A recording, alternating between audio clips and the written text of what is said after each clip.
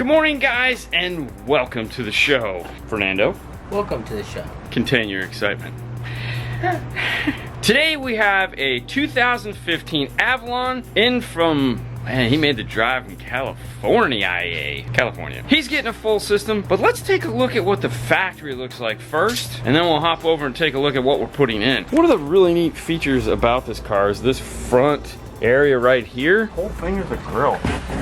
All this mesh looking material. There's a speaker here. There's a provision for the center channel if it's JBL. In the door should be a 6x9. We'll find out soon enough. But look at this. This giant radio here is what we're taking out. The nice thing about it is this looks like an aftermarket radio for the most part. Granted, it has all this stuff happening to the left and right of it. They do make a dash kit. It's just this top piece here. The one downside to it is you can see like this has this nice brushed look. The dash kit is just gonna be piano black, which the customer is fine with. He wants the new radio. Hopping into the back, they have this really crappy tweeter provision here, which is like, yeah, so we're not going to be putting a speaker here. In the rear deck, speaker here and on the other side. If we hop into the trunk, it's much easier to see. There's a 6x9 there and a 6x9 over here. This is also, I think, where we're going to put the amplifier is in this area. We'll build a mount to go up underneath the package tray. Because for one, it is like the space from here to here is just huge. And also, there's really no room underneath the seats for the amplifier. At a quick glance, it looks like that's gonna be the spot to go with. As far as what's going in it, let's roll the intro and we'll take a look.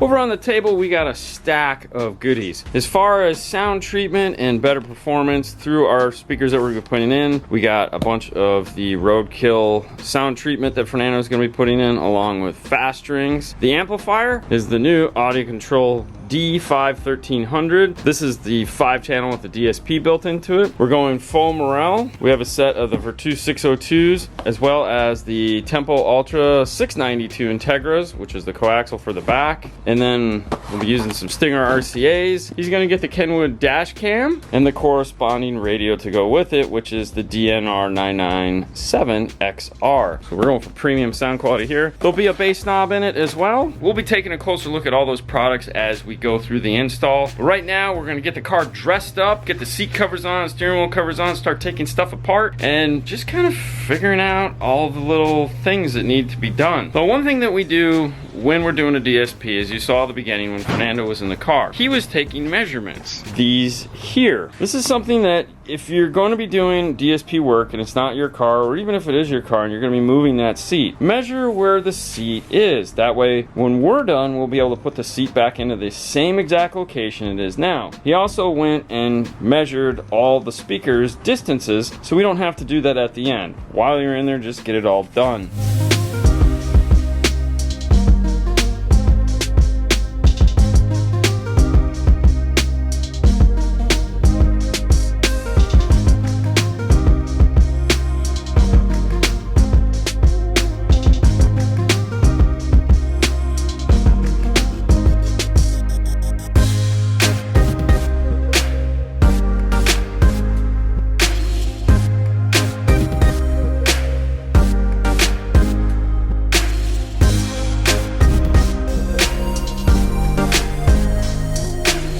Time to install the 6x9s. Let me remove this back dick. Start from this corner right here. Use your metal panel tool. Just try to wiggle a little bit and this is gonna come out.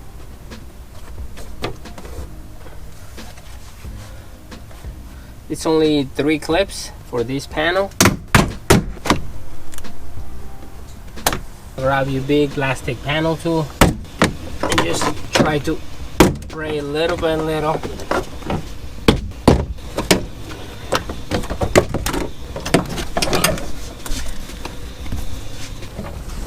You need ultimate. Fernando just let me know he has the rear deck removed. He's removed all the foam, the plastic, everything that was back here. And as we can see, we have this giant metal area here that is gonna flop around once we add in our subwoofer. We'll be adding sound treatment to all of this. While he's getting these out, let's go take a look at the speakers we're gonna put in, as well as the brackets it's gonna take to get them in there.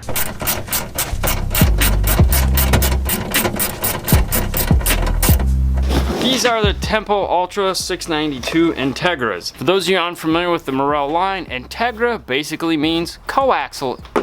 You get an instruction sheet with a Morel sticker.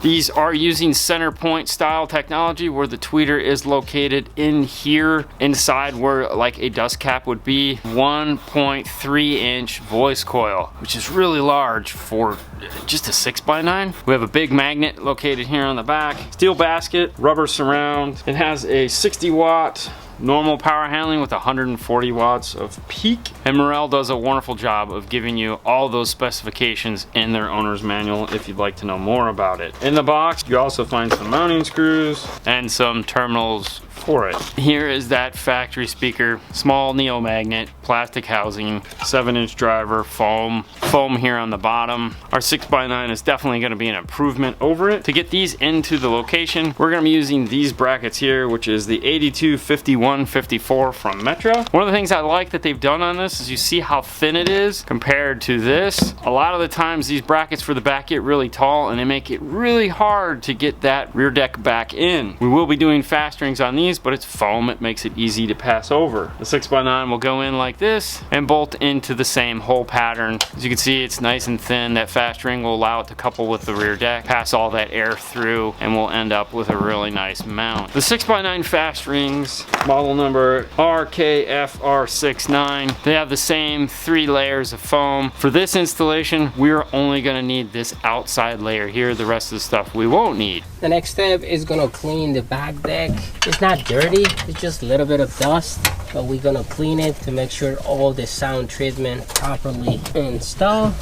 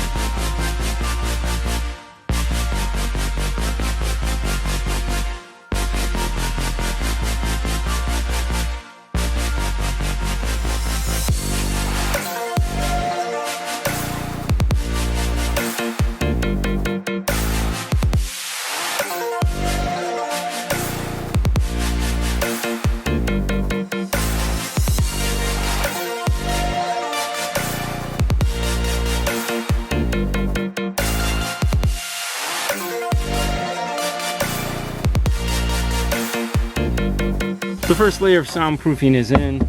This is a much nicer panel now. The next step is to address the big rear deck and put something on that to make that more not flex as much. There is that giant piece of jute in there that will absorb most of that. We want to make it as rigid as we can.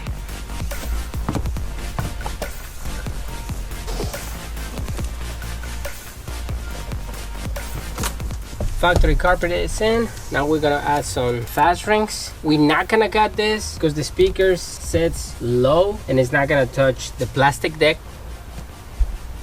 With everything in place, let's take a closer look before we put the rear deck back in.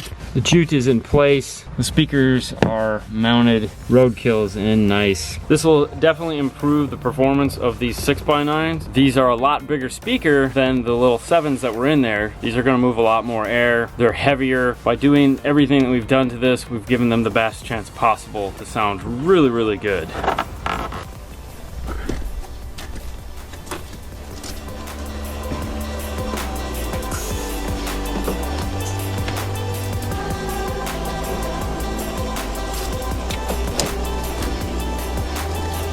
power this system, we'll be using the new Audio Control D5.1300. It's a 5-channel amplifier with a full DSP, as well as 2 channels of output. It has a continuous 100 watts by 4 plus 300 by 1 at 4 ohms. Now we all know everyone's gonna power that 5th channel down as low as they can. We're getting 500 watts out of that at 2 ohm. Inside the box, we'll find the check-out sheet from Audio Control. Each one of these is hand-checked before it comes to you, the end user, and signed. The owner's manual, the unit itself, a USB connector for programming, as well as an Allen key. The first step when dealing with an audio control amplifier is to get off this top plate here. To do that, the Allen key it comes with, loosen these 2 screws in the corner on the power wire end. Once you've done that, give it a slight bump. That'll shift this whole piece down and allow it to lift right off. These 2 screws here that are located on the fin end, they do not need to be removed. They don't need to be loosened. Nothing needs to happen to those. Put it back in the bag and into the box until we're done. That gets us to the amplifier itself. Let's take a closer look at this thing. On top of the amplifier, we have these 3 LEDs here. The first one is green, which is power to tell you the amplifier is on. Then we have a red protection if this lights up. Obviously know there's something bad going on. The next is a white, which will flash blue, which is communication when this is connected to a laptop, either Windows or Mac. GTO sense switch is next. This is if you're going to be doing high level input on it, not RCA from an aftermarket radio, and you want it to auto sense to turn on, you would flick this to the on position. The milk clip source indicator LED for signals coming over inputs 1 and 2. You have the maximized input LEDs for all 4 of your inputs. That's right, 4, even though it's a 5-channel amp. I'll cover that in a second. Then you have your maximized output LEDs located here. On top of the amplifier is the blueprint for what all the connections on this side do. And let's take a look at those. There are 4 30 amp fuses if you're running this thing all the way down into the dirt, as they say, at 2 ohms. The ability to run a 0 gauge input. Most operations you'll just need a 4 gauge going to this. Line level inputs that come first, front, rear, sub, line output. All of these channels are controlled through the DSP, even the line output, which begs the question, why do we need a line output? It's a 5-channel amplifier. Well, let's say you wanted to run this for what we're doing in this car, front, rear, sub. Let's say in a year or 2 or a month or whatever, he decides, you know what, I want some more power. We could add in an ACM 2.300 to power, let's say, the mid bass in the door or the rear speakers, and we could feed that output from here. Essentially, you could have front tweeter, rear sub, and front mid bass, or any one of those configurations, because you can set it up in the software for this output to be any output you want. High level input, front high, front, rear sub, has 4 high level inputs. What would you use that for? This allows you to do summing on the front channel. An example for that would be in this Toyota. It has the 2.5s in the dash and the 6x9s in the door. The way it's configured is the radio is powering those 2.5s in the dash, and there's an amplifier underneath the seat that's powering those 6x9s. If I wanted to sum those 2 together to power into this amplifier, I could run dash speakers here, mid bass here, and in the software I could then blend the 2 together, controlling the level of the input to make them both go together. This will take the ARC bass knob. The USB for programming is located here next to it. Front output, rear output, sub output. There's also the option port available if you want to add the AC BT24 and or use this in an iData Maestro solution for AR connection. This is definitely a pretty robust 5-channel amplifier with all the options available for installation. For our installation, we won't be needing these high-level inputs. I like to remove them off the amplifier and throw them back in the box. Until we're ready to use the speaker outputs, I also remove those and set them someplace safe. And that gets me to the core of the amplifier and begs the question, where are we going to put this in this car? He's already said he doesn't want it underneath the seat, and there really isn't a lot of room underneath the seat for it, so that's okay. But I think we do have a solution, which we mentioned at the beginning, which is the rear package tray. Let's head into the car and take a look at it and see if this will indeed fit up there. This area here is what I'm hoping to make work.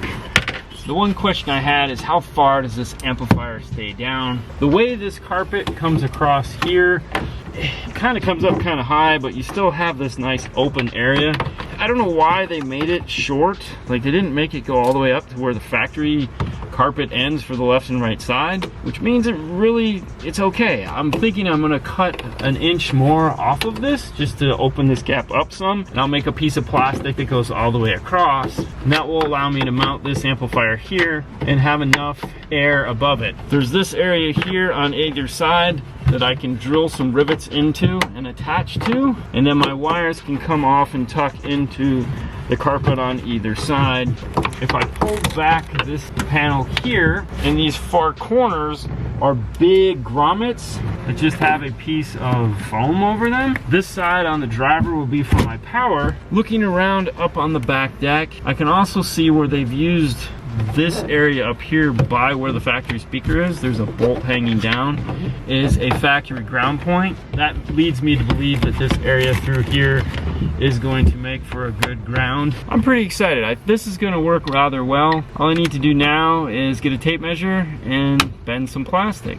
I feel for this I'm going to use 1/4 inch ABS. That'll give me a nice rigid mount. It is a little bit harder to bend in big pieces like this. For the back here, I'm only going to bend this corner and this corner, and then I'm going to leave this area open across here so that this fin will be exposed. 2 reasons. One, it's got this really nice blue light that shines out of it, and then also we'll be able to get airflow into the amplifier. It won't be stifled into it.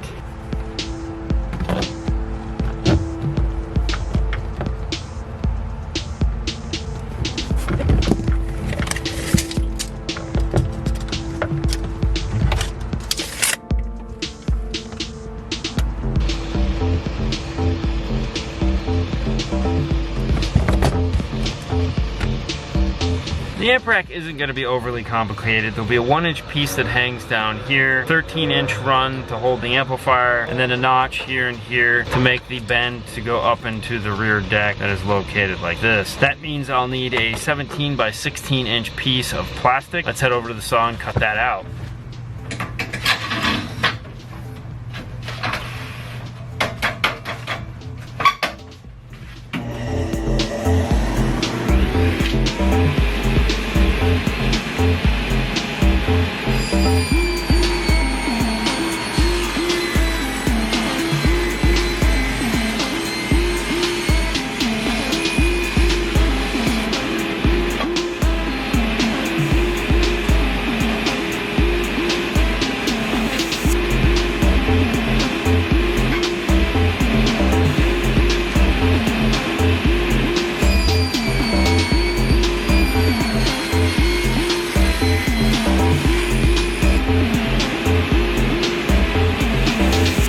The basic shape I need. The rough side here on the ABS is going to be facing down. That way you'll see the rough side, not the shiny side, when it's mounted in towards the back here. And you'll also see that rough side that goes up against the car. This line here is barely a 36th of an inch. I just put this on here so that I know where to bend it. It's just more or less a marker. It's not cutting into it deep enough to screw up any of the integrity of the product. And then I did the same here on these as a marker line where I needed to remove this area where that heatsink is going to come through. Add some heat to it, bend it, and see how it fits in the car. To heat this ABS into submission and get us these bends that we want, we just use our simple torch to do that, and some brackets in order to give us the shape we want. When doing something long like this, it makes sense just to take it into the car and get it perfectly lined up the way you want it. Let it cool off in the car. So you can see this one isn't perfectly straight. It's actually got an angle to it. We have one last bend to make, which is this one, to give us the screw points up into the rear deck. For that, you just start by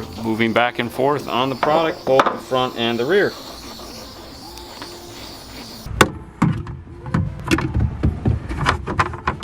So this is it here, tab here, tab here. The amplifier fit perfectly towards the back. You can kind of see the fins. It's just resting here in place right now. We'll be adding a rivet to each side of this, as well as 2 to the front. We have a slight S-bend here, the bend in the front. I don't know if we're gonna have to cut the carpet yet. I haven't got it all measured perfectly. It almost looks like we might not have to, which I'm fine with. If we don't have to do something, then definitely.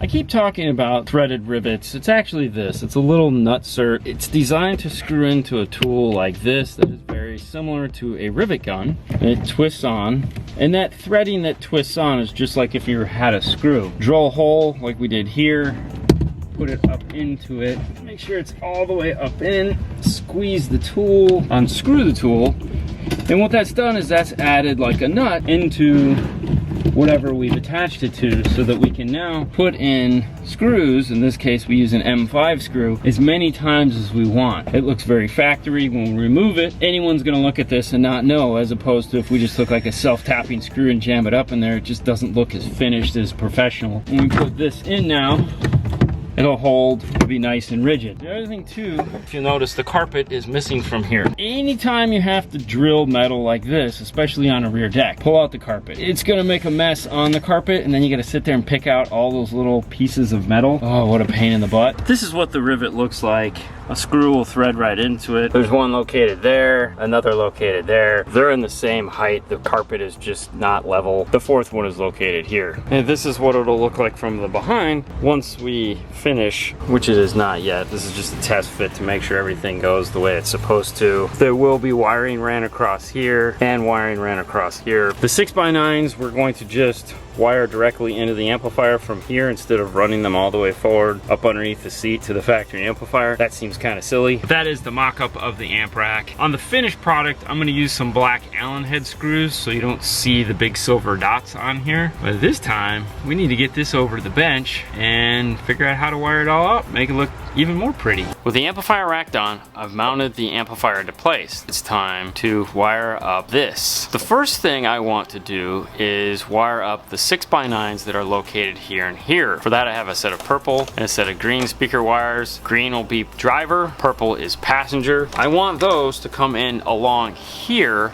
next to this part of the amplifier because their terminals are located here and here. I don't need to bring them down, around, and up. They're just going to go off and across. We will be using the wire ruler to do that. When using the wire ruler, there's about 1/8 of an inch between where the first hole goes and the outside of the ruler. I want to get as close to this as possible. To do that, I'm just going to be using the wire ruler as a guide. There's a line that comes down from each one of these so that you can find the center point of it. There's two ways that you can do this. One is to use an awl and simply mark by pushing into place where you'd like your hole to be, and then coming back in and drilling your hole. Or if you're confident enough in your ability, you can just use the drill bit to line it up and drill in the hole. With that first row of holes in place, we only gonna need about 1/16 of an inch between the edge of this amplifier and where we want to drill our next hole. Use that line to line up into the center of each one of the existing holes and mark and drill your next set of holes. To connect my wire into these Phoenix connectors, it's a really small hole. How it's designed is there's a top piece here, and as you tighten up the screw, it clamps the wire in place. I just like to tin my ends, trim them to length so that they fit into this input nice and flush, and then tighten them down. I also want to cover my wire with some braided loom, and on the end here I'm adding some purple heat shrink to give it a nice finished look. And I'll repeat the process on the opposite side.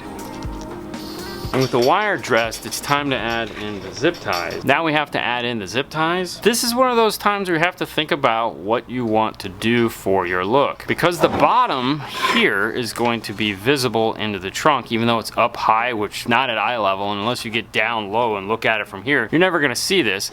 But then again, you'll never see the top of this. Where do you want the heads to fall? On the back side here or on the top side here? After discussing it with Fernando, he would like to have the zip ties on the top up here, which I'm perfectly fine with. I also don't want my top to block the whole of my next zip tie line. What that means is that if I'm going to build off of these holes this way, I don't want this to block that next hole. I want the head to be closest to this amplifier. To do that, I'm going to put this through the hole closest to me, bring it around up through the hole closest to the amplifier, line it up in place, getting that head as close to this amp as I can, pull it until it's tight, and using Using flush cutters, remove the head. Repeat the process all the way down the amplifier, dress up the green wire, this one, and do the same on this side. And that's the finished product. Their pigtails hanging off to the side. Once we get it in, we'll add the corresponding ends in place, plug them up, and be done. Normally, I would continue on with the front, the sub. I would just get this corner of it done. However, that's not always the case. I mean, you just can't always just do that. For this, I really need to concentrate now on getting the power wire in, because that's going to come off like this and move across here. It's going to leave this portion here for the RCAs to come around and down, but I also need to run my front speaker wires out and over this way. They're not going to be going down the passenger side of the car because there's a factory amplifier underneath the driver's front seat that these are going to need to integrate into. All the signal and everything will still be over here. The bass knob will come this way.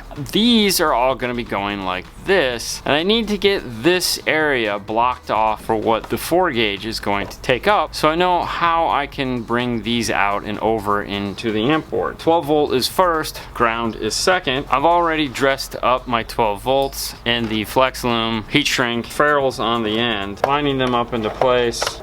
The ground is done up the same way.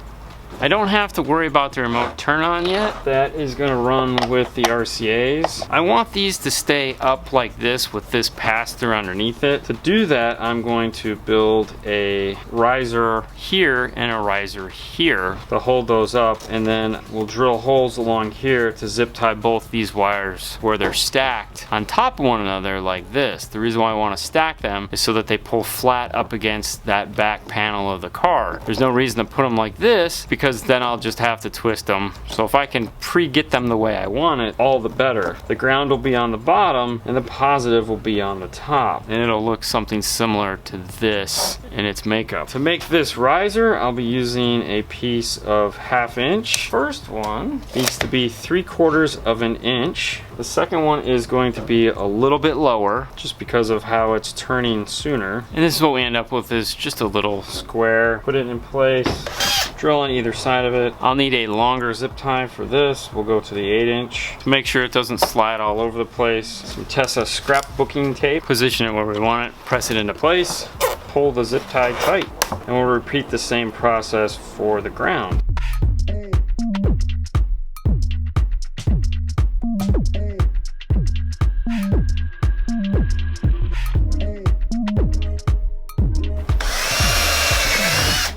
First zip tie in is going to be to hold this angle.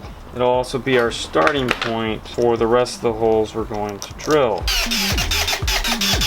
The 8-inch zip tie we're going to be using for these to be stacked on top of one another is a little thicker than the 4-inch zip tie. For that, on here we tell you to switch out to the 5/32 drill bit, which is the size of the holes. So you can just pre-drill them with the 5/32 if you want. For these, I want the heads towards this side. That means I'll thread these through towards the amplifier and back around. Get it lined up, pull it tight, flush cuts, and proceed down the amplifier. With that done, that frees us up this area here. More specifically, this area. This is what I was concerned with and what I needed to know how much this was going to affect. We have the sub wire, which is going to come out here, the bass knob, and the speaker wire. Bass knob is the farthest one out, which would make sense to bring it in close to this power wire, something like this here. And that would leave us a little gap between the power wire and the speaker wire, and then just put the 2 speaker wires, the sub and the front, next to one another, and they would go off in this direction. Keep in mind right now in the car, the way it's set up is that in each wiring harness on the left and right side of the car, there's tons of power wires along with the existing speaker wire. It's just crazy how much this all just kind of wraps around itself. So we're not going to have any issues running the wire where we're running it. But more or less just comes down to having it make sense here. With the bigger holes that we drilled, it is enough to fit a 4 into it. If we bring our wire down and over, from here down, we need to drill our next set of holes for the bass knob. We're also going to need some holes along here. For that, we'll use a shorter version of the wire ruler, and we'll use our pick tool to line it up, poke where we want our holes to be. With these holes drilled, we want the head of the zip tie to go in this way. So that means we'll start threading them through closest to this outside, poking it through, looping it back around. When doing your bass knob, what I like to do is take it and push it all the way to where it touches the amplifier here, and then tighten up my zip tie. The reason for that is if I need to unplug it, I have plenty of space to do that without it being too tight or stressing it or anything like that. Bass knob is in. Time to move on to our left and right front speaker wires. I've already prepped the harness for that. Just like the rears, I've put some braided loom over it, and then it goes into a taped harness. Put shrink wrap on the ends so we know gray is the passenger, white is the driver. This goes driver, passenger, grounds are first, followed by positive, then ground, then positive. Loosen up the Phoenix connectors because they come full closed. Put your wires in and check for length. Trim them accordingly. Similar to the bass knob, I like to push these forward to make sure that we have enough wire extra here. If I need to unplug this, I can get it out. I'll be using the wire holes that I've already drilled to mark my area. Get the zip tie through the back, push these up into place. The head is going to be in the same direction as the bass knob. With one zip tie in, I can test to make sure this will come unplugged and plug back in fairly easy. If I need to, I can wiggle and adjust it just a little bit. Test it as many times as you're comfortable with, and then apply the rest of the zip ties. The last wire on this side is this, the subwire. The subwire uses an Allen key screw, and it is attached to the amplifier, unlike the others are not. For this, we've made up our subwire. I like to use a individual wire, meaning this is a red and a black. It does have red and black heat shrink on it. This goes through the braided loom. The reason why I like to use individual wiring as opposed to a solid piece of 12 gauge is that this has a lot more maneuverability to it because it's not one piece of wire trying to bend like this. It's two separate pieces of wire that inside of this is very flexible. It just makes it easier for us to turn it at these angles. Test fit it. If it isn't going in far enough on your ferrule, you can cut them shorter. That seems to be a better depth. Following the same basic idea, even though this isn't going to be removable, I like to add in an arch here just to have a little bit of extra wire. Match up our holes to our previous ones on the other side. For this, cut these zip ties back out and stack this on top of it. There's no reason to keep going out because they're gonna have to be pulled into this anyways. Get the first zip tie into place. Check your bend, get it the way you want it, and tighten it down, cut it flush. Cut and remove the two zip ties that are already in place. There's 3 zip ties total that we'll be removing and reinstalling. Them lined up and at the right angles. Pull your zip tie tight and repeat it into the other 2. I've decided to put the subwire on the bottom and the speaker wires on the top. And the reasoning for that is that once this gets over into the corner, the subwire is going to go down, around, out to the subwoofer enclosure. That way I don't have to have them do this. I can just cross them now where it's nice, convenient, and looks better. And that finishes up this side of the amplifier. Now it is time for the RCAs. The last area to work on is the input section here. For that we have the Stinger 4000 series RCAs. We've already put our shrink wrap on the end of them to match the color of the wiring, so white, gray, green, purple. They're going to come underneath the bridged area of the power wire. A 4000 series RCA down here where the wires split apart actually has an FR and S for front, rear, and sub. Depending on where this is going to go though, this might not be seen where these tips are. That's why we like to add the shrink wrap to it.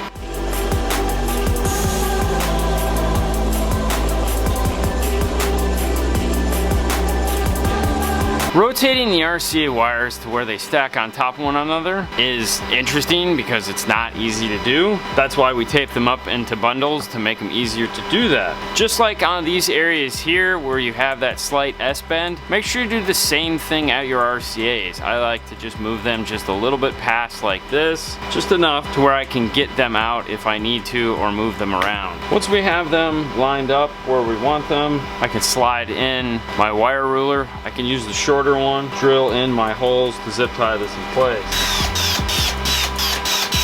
I'm also going to have the remote turn on coming into the same area.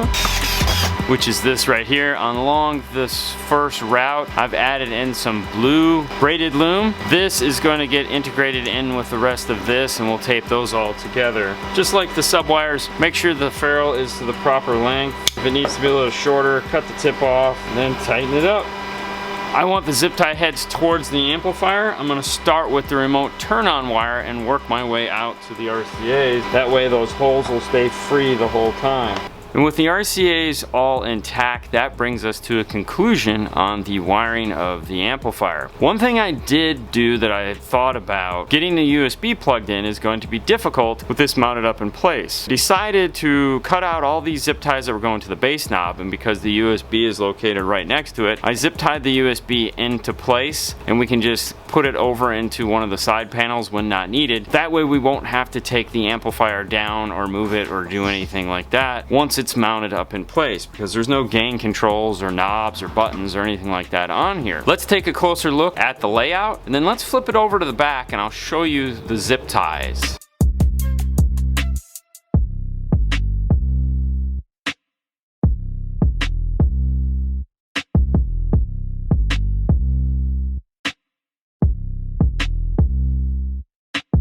But this gives you a good idea of what the holes you've drilled are. If the heads were out the back, then you'd see them all in nice rows, but keeping them tucked into the front so that when this is up like this, you really don't even notice them. The other step I need to do before it gets in the car is add that top panel back on.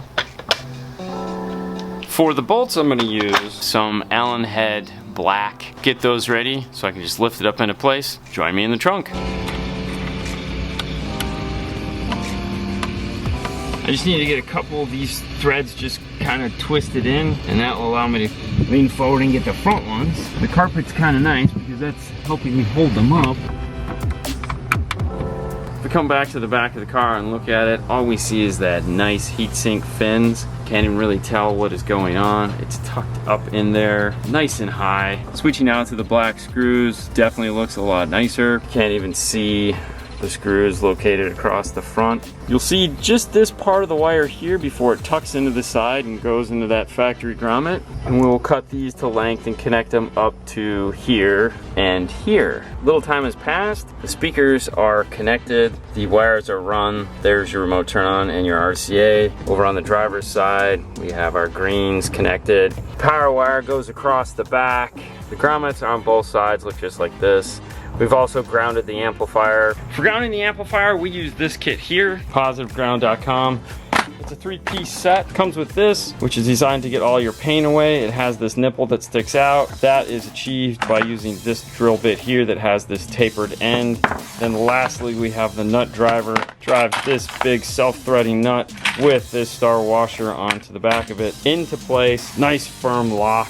But this area back here is thankfully completed. The two wires that we see left over, this is that USB, which will be stored up in this area, and then the sub wire which comes out of the corner here for that box. There's enough sub wire here so that he can move it wherever he wants in this trunk area. Speaking of the sub, the next question is naturally going to be like, what sub is he putting in here? And I have to remember where we put it. Here it is. It's this guy, the Kenwood PXW1221 SHP. I know some of you guys are going, I don't know what that model number is. It means nothing to me. And I kind of feel the same way. I feel like model numbers are way too long sometimes. This should just be called an Avalon 112 ported enclosure. Because they're heavy, they're a pain to get out of the box.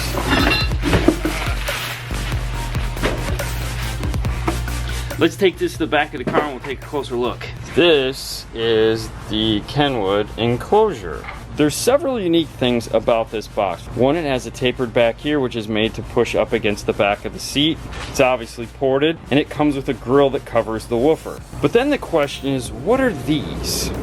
Well, a couple different things. If you have boxes inside of the trunk, when you stuff your trunk full, these obviously will keep you from pushing and covering up this area that allow the vent to breathe. But what they're really for is their legs. If you take the box and flip it, it's designed to also sit like this. The purpose for that was actually pretty simple. If you think about it, this is a trunk or a hatch or an area where you're putting a lot of things. Having a box that's versatile like this allows you to take advantage of this space without having to worry about damaging the woofer. When it's down firing like this, you can push it all the way into the car. You can pack this whole area full. You can set stuff on top of it, whatever you want to do. It is going to lose some of the volume because it's down firing. When you're done and you get it back open and you're like, hey man, I don't have any stuff in my trunk, you can grab it, flip it like this, and now you have a fully loud box that is attractive and fits the car very well. It's kind of a cool idea. For those of you that are fans of other manufacturers, this is nothing new. It's nice to see the evolution of it though, in that more and more people are wanting down-firing enclosures because of the benefits of being able to stack stuff on it and just really be utilitarian in the trunk. On the side of the box, it has the standard speaker cup with compression ends. That allows us to take the nice umbilical that we made, plug it into place, and this is also the reason why we have so much wire. If we wanted to, we could spin it around like I'm doing. I can push it all the way forward, giving us a huge amount of trunk space, and we'll still have air underneath the box. And that same, I can spin it back around, flip it, and now we'll get maximum volume out of it. At the end of the video, we'll take a listen to it and let you guys decide for yourselves using that YouTube base to see if it's something you might want to do in your car. They also make this in a 212 box, and then they make it in the non-Avalon version as well. To remove this door, I like to start from the top, grab your plastic panel tool. This one is only one clip holding the plastic. Then we have a pin, push it down. You gotta make sure there's no screws in the bottom. It's one right here that's actually holding it. Grab a pry tool.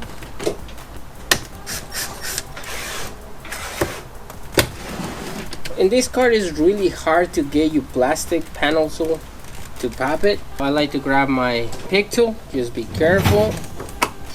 There we go. Disconnect the switches. Another screw behind that. Second screw behind the switches. Then from there, plastic pry tool. Like to start from the bottom.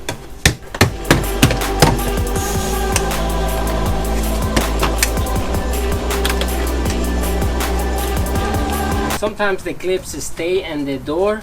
You just take it out so you don't lose them and put it back in the door panel.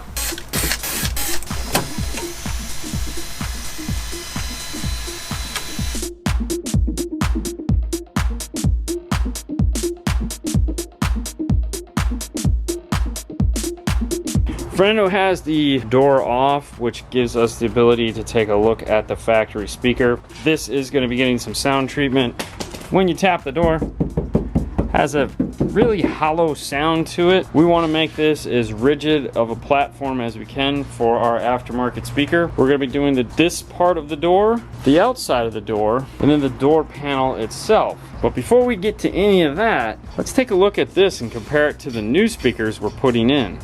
For the doors, we're going to be doing the Morel Virtus 602s. This is a two-way set, meaning it has a mid-bass and a tweeter. Inside the box, you'll find the instructions. They also give you a nice Morel sticker. This, they give you to see if these in fact are Morels. If you get a set of Morels and they don't have the check to see little piece of tinted film here, you may not have gotten Morels. On the back page, they give you all the specifications for the driver. If you're going to be doing active system and you need to figure out what your crossover points, they're all located here. They break them down into each individual mid-bass as well as the mid-range and the tweeter. In the Virtus set, it comes with the MT120 tweeter. That is a cloth dome. It comes with some basic mounting hardware. The mid-range comes with a solid metal grill if you're going to be using it for that type of install, and then the mid-bass driver themselves. One of the unique features about this particular 6.5 is the voice coil. That's the blue thing thing you see right there. It has a 2.1 inch voice coil, basically the size of this dust cap. This is a composite cellular fiber cone. Feels really smooth even though it kind of looks rigid. A rubber surround neo-magnet inside of the voice coil. It's not on the outside of the voice coil. That's why you have this very small mounting plate here. This is a steel basket that everything is loaded into. On the mid-range itself, it has 100 watts of power handling with a 300 watt max. The tweeter has a 80 watt power handling with a 250 watt max. They're both 4 ohm drivers. If you lift up the cardboard insert, in the bottom you'll find the rest of your tweeter mounts, speaker brackets, screws, all the different things that you need for those tweeters, and the very familiar, very unique looking Morel passive crossovers. Morel makes some of the prettiest passive crossovers. It's almost a shame when you don't get to see them. This is a standard 2-channel in passive crossover. The input is located here in the center. On the outside you have your tweeter and then your mid. This eyeball here is removable. Inside of it, tweeter attenuation of 0 plus or minus 2. The speakers these are going to be replacing is this guy right here. This is a 7-inch. Uses a small neo-magnet on the back. It's a full composite mount, the whole thing. This is not removable. It's all one solid piece. Foam surround, paper cone. It's not a terrible speaker. It's okay. You know, he wants better, naturally. That's why we do these things. If you'll notice on here, the one unique thing is this is foam. We get asked quite often, hey, are fast strings necessary? The answer to that is, of course, yes. As you can see, this is the factory fast string. It's an open cell foam that is designed to help this meet up with the factory door panel and produce as much sound that it can. When you don't do that, it allows all the air to escape off to the left and right. When you put a grill in front of a speaker, it is applying resistance to the cone of the speaker, which is forcing the air out. When you add in these foam rings, it helps to push as much sound through that grill as possible. To integrate our speakers into the door,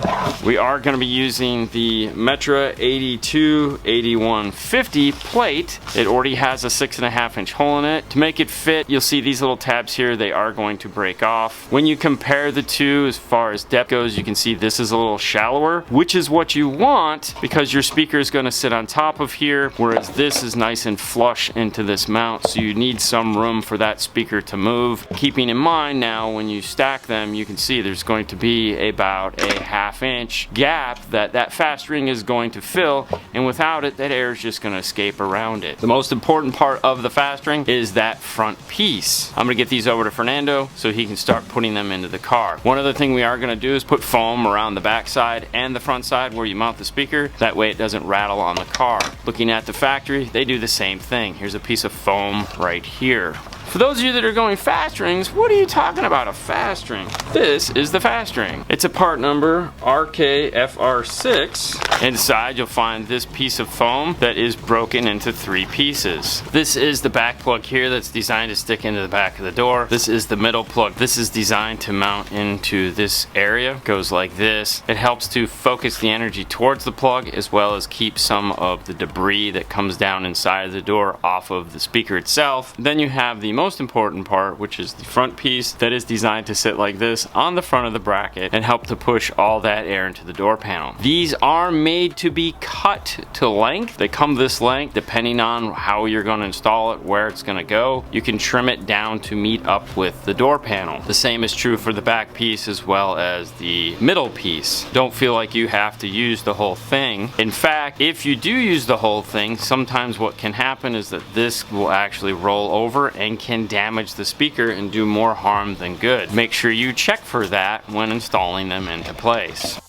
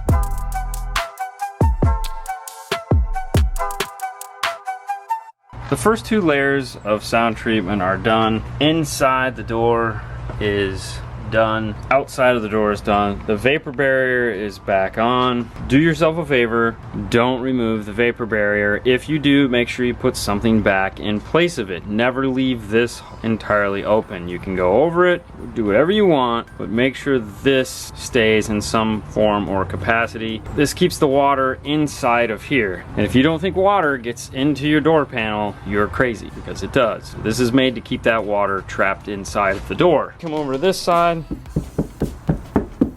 And as you can tell, this is way nicer, way thicker. The next step, as Fernando's prepping now, is the speaker bracket. He's covering this with sound treatment, and then when he's done with that, he'll add the foam, which when he's ready, you'll give us a holler, right? That's correct, sir.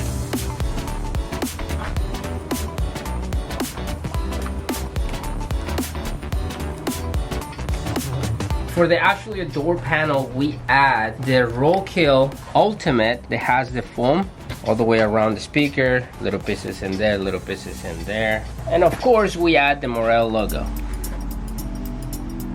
Speaker bracket is all wrapped up. The Morel is mounted in place. The fast ring is located on the back. When we were talking about the fast ring earlier, we were talking about how it's going to keep debris off the speaker and also focus that energy into the door panel, which now has the back part of the plug in it to go along with all the sound treatment that is behind it. As you can see, the foam is also on the back like we discussed, and then on the front you can see where the foam here is up underneath the speaker. Even though there is sound treatment on here, I still recommend putting the foam there. Sound treatment isn't always level and you don't want any leaks. The exterior fast ring is installed along with all the other pieces. Time to put the door panel back on.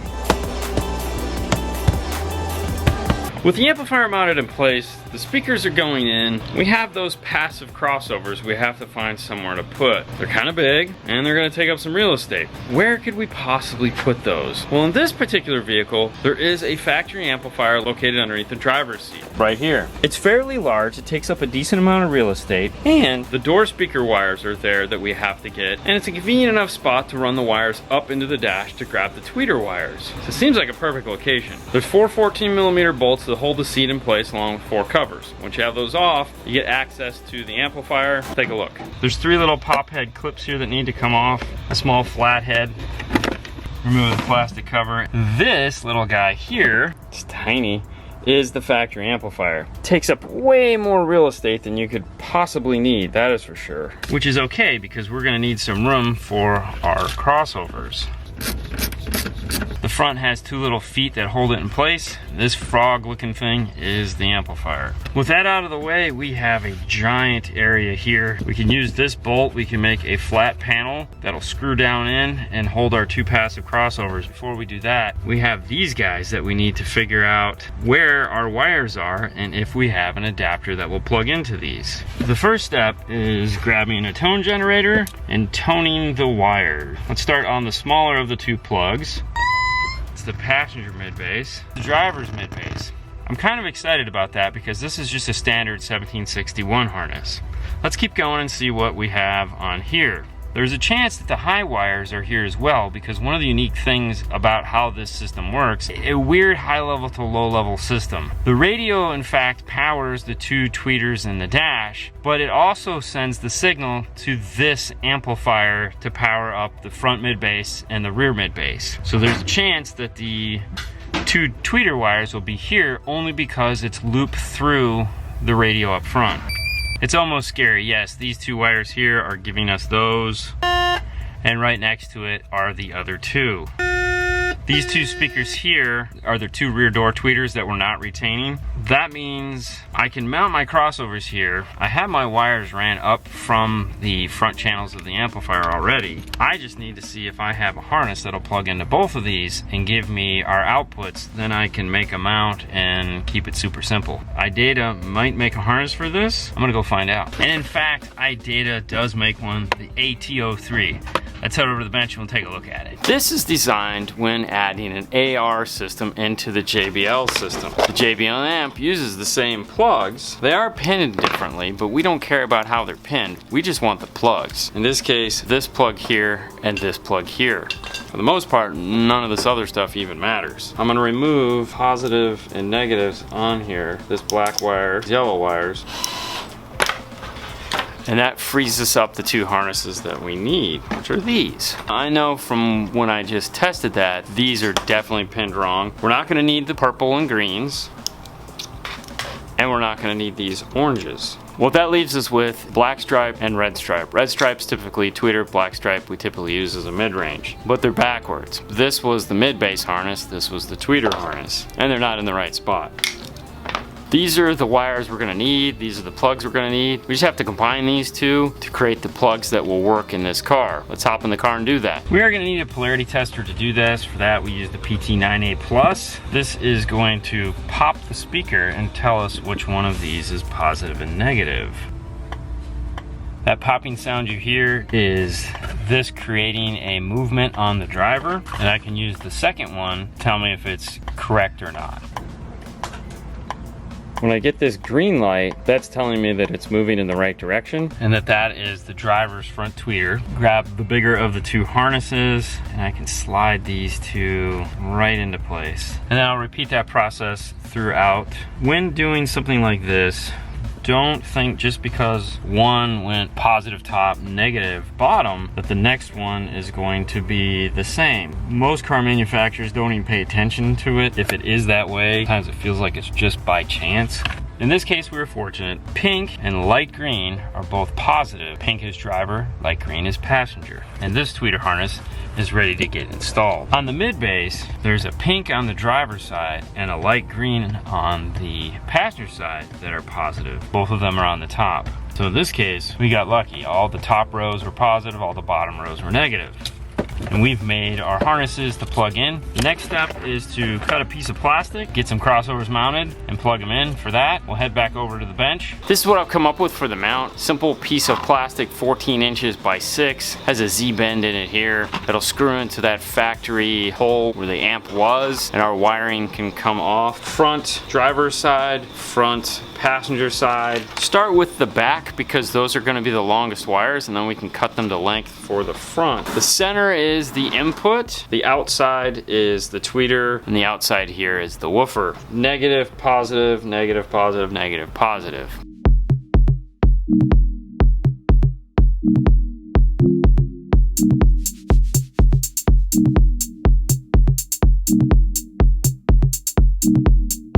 With the first set of wires in place, we'll insulate them and then we'll zip tie them down. Just because these are going underneath the seat, we want them nice and tight so they don't get caught on anything.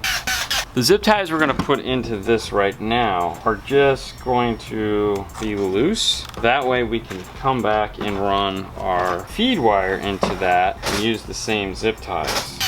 One nice thing about using the wire ruler a lot is you kind of figure out where that gap is. You do it some often, something like this, where you just need to drill 2 holes side by side, kind of muscle memory. This one I'm gonna tighten up, which I'll cut off and replace, but I need that so I can figure out where they need to go. And this is the completed, all wired up with the exception of the inputs. This plug is over here. I'm hoping to be able to have enough to where this will be able to tuck up in behind the carpet so you won't even be able to see it. Let's head into the car, get this all finished up. And this is exactly what I was hoping for. I was able to move the harness into this area here where there was an open space for it. So there's not a big white harness just sticking out here. This tucks up underneath there. Everything is zip tied into place. Color coded, easy to see, easy to service, bolted down. Fernando just told me the fuse holder is done and wired up. He had me make this cool audio control 5-star badge to go on to it. It's using the factory front bolt here. Remove this, the whole thing comes off, and of course this fuse holder just unsnaps so you can move it out of the way to get the battery out of the car. Are we good, Fernando? Oh, we are wonderful. To complete the speaker installation, we have one set left to do, and that is the dash. That one long piece of grill that goes all the way across it. To get that out, remove the A-pillars on both sides, and then this will just snap off and come off as one long piece. For this, make sure you unscrew the center channel and unplug it. How that center channel works is it's a combination of this speaker and that speaker, meaning that these wires plug into it and those wires plug into it. 4 wires go to that center. For what we're trying to do, that would give us a very weird sound. This is the speaker that is in it. Let's get it over the desk and we'll take a look at it more closely. This is the factory speaker. One of the cool things about Toyotas is this piece right here. This is a plug that can come right off. There's a screw here. This will slide off and we can reuse this to attach to our tweeter. That allows us to just plug that into the dash. It's not that much fun to get up there and try to like crimp and solder and do all that fun stuff that close to the windshield. So thank you, Toyota, for providing these for us. They easily just unsolder. If we need to put them back in, you can. But this shape we need to make for this tweeter to go into the dash. It is very similar to other Toyotas, but not quite identical.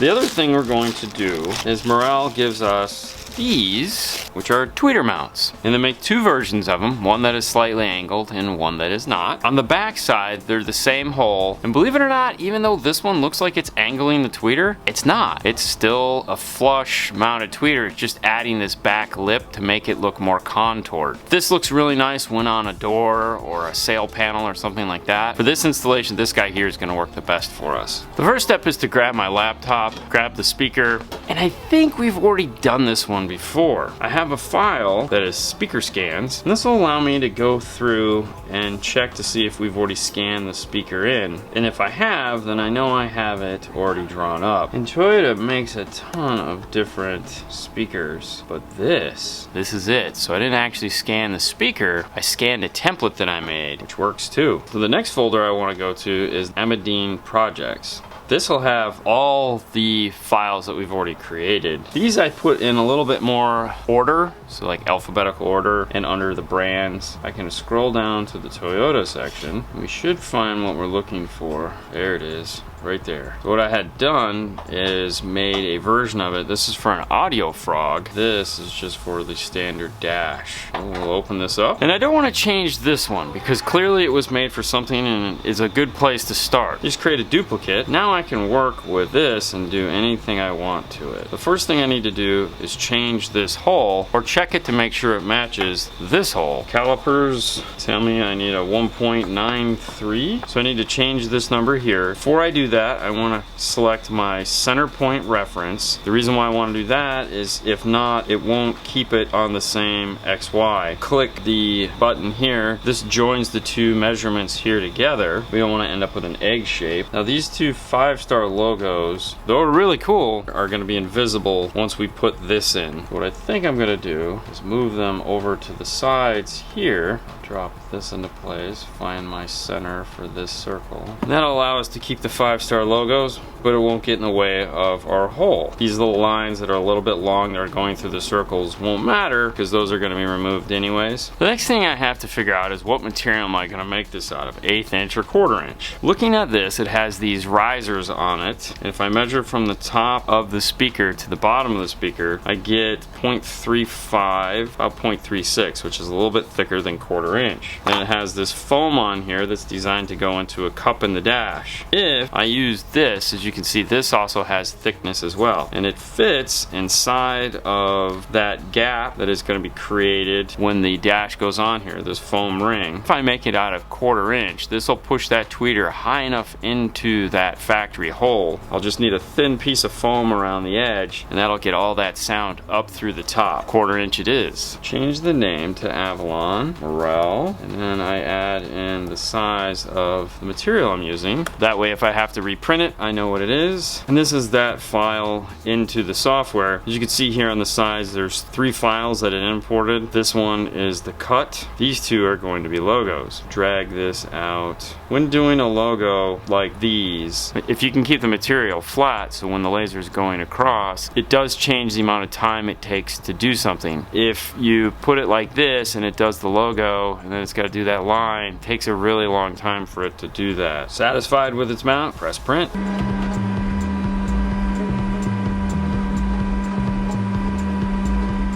It's still exciting every time it gets done. Let's take a look.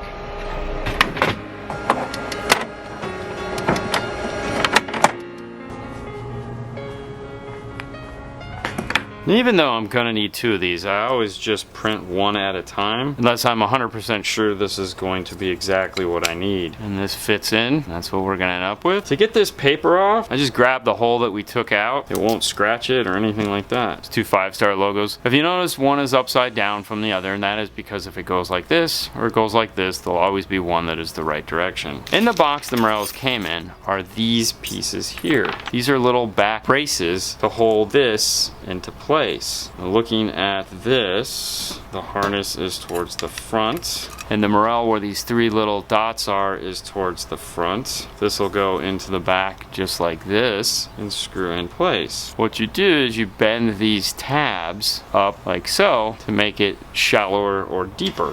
With it screwed into place, this will be nice and tight. The one problem now is you see you still have these giant screws hanging off of here, which is a problem because if you're sliding this into the dash and these were to scratch, you know, just would ruin your day. I have a small set of bolt cutters and those will get most of it off. Then I'll take my grinder and get them as flat as I can.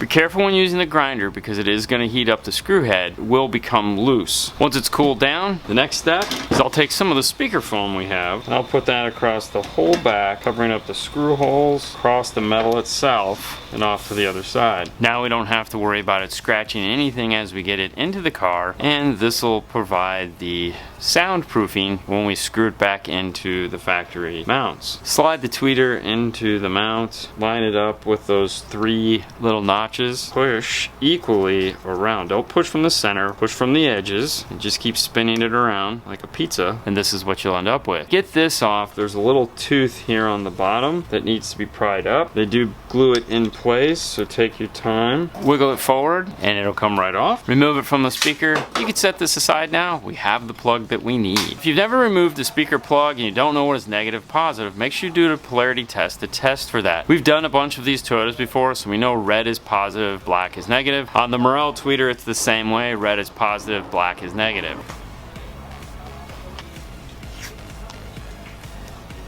Add a layer of foam to the top here, and this guy is all set and ready to get into the car. The factory harness has 4 wires on it. 2 of those are coming from the radio. 2 of them are going out to the center channel that we disconnected. But as you can see, by retaining that factory plug, it plugs right in.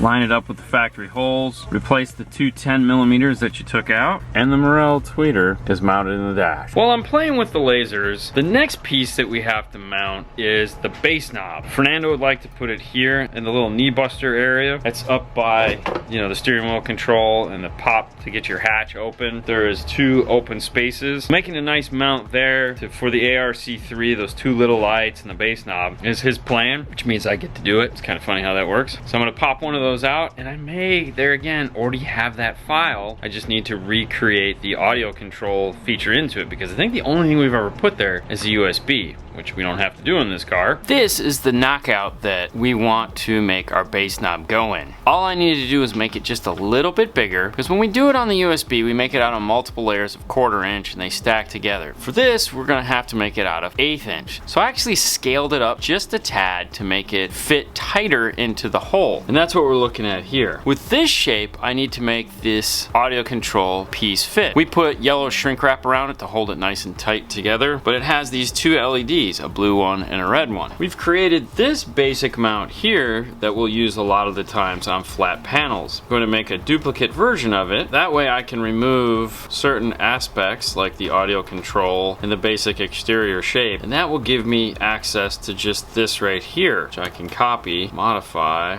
we'll group that into one. I need to turn it, when I copy it again, paste it onto this page, and move into place. The nice thing about having the laser is to cut something like this, it really doesn't take that long. What's going to take the longest is this dark black circle here. If I remove the dark black circle, that'll just give us a basic cut pattern, and I can make one of these up pretty quick. Let's grab it out of here and take a look.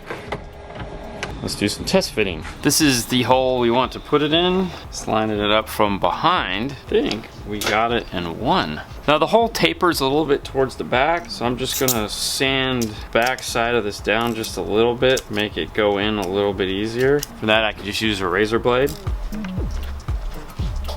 Yeah, and that lines it up good. Now the reason for that darker, bigger black circle will etch into the product and make it thinner. That way we can get the nut on. To get this out, I'm gonna add that in, recut another one. And this is the finished piece. I added the new audio control AC logo to it. Let's get it in place. And there we go. Button presses, spins really nice, like it. To install the radio, we're gonna need a couple different parts. For integration, we're gonna be using an iData RR. For that, we'll need the RTO2 harness. We'll need some form of an antenna adapter. Right now, we think the BAA44 is the one to use. For USB retention, the UTO2 is what the information is calling for, so we've grabbed one of those. The reason why I say that is sometimes when you get into the car, you find out that these aren't the right parts. When checking the websites, most of the time they're pretty accurate, but there's that 5%, 2% chance that sometimes the information isn't. So it's good just to have them and then check. Don't pre-wire it and not know. Get that radio out of the dash, make sure everything plugs in. As far as the dash kit goes, it is the Metra 958244 HG or high gloss. Inside of that, we have a couple different bags of parts, screws, side brackets, and then the kit itself. When you get a high gloss or painted kit like this, just go over it. Make sure there's no scratches or imperfections or anything like that. And the all-important instruction manual tell us how to get the dash apart. There's no reason to guess. Metra does an exceptional job at making these how to remove the radio disassembly instructions. I like to glance over them real quick before I get into the car. For one, it lets me know what side of the car I need to get in first. In this case, it looks like we're going to be removing the main trim bezel across the dash where the gauge cluster is. With the instructions, it says to start from the passenger side of the panel. That means over here. This is all one big piece. Plastic pry tool.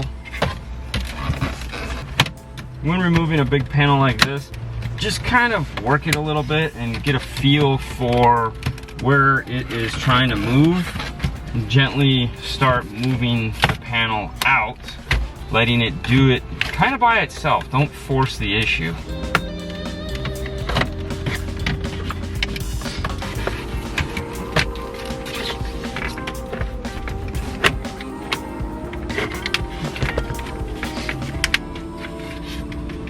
This is the giant panel. One of the things they don't mention is the dust catcher here above the steering wheel. It's going to unsnap from the steering wheel itself and pull up. There's 4 clips on here to do that. As far as on the back of this, as you can see, there is just a ton of these plastic clips.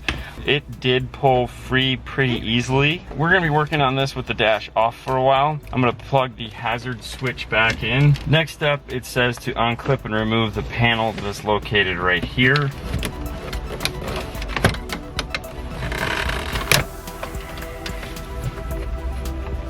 There are 2 10mm bolts here at the top, 2 10mm bolts here at the bottom. Remove those 4, and this whole piece, according to the instructions, will come right out. Give it a nice tug on either side, and in fact, the whole thing comes out. There is some nice pretty wood grain here down on the bottom. Make sure to cover that up. And it does help to have someone here to help you unplug this. On the bottom of this, for this air conditioner, is a plug that is really difficult to get to, but it is what is holding this whole radio in the dash. Once you've unplugged that, as you can see, the whole thing comes out. With the factory radio out, there is some disassembly we need to do to reinstall it back in the car. These two pieces have to be separated and the passenger airbag light has to come out. There are some more instructions to do that inside of here. First of which is getting this metal bracket off of here, as well as this bottom trim ring.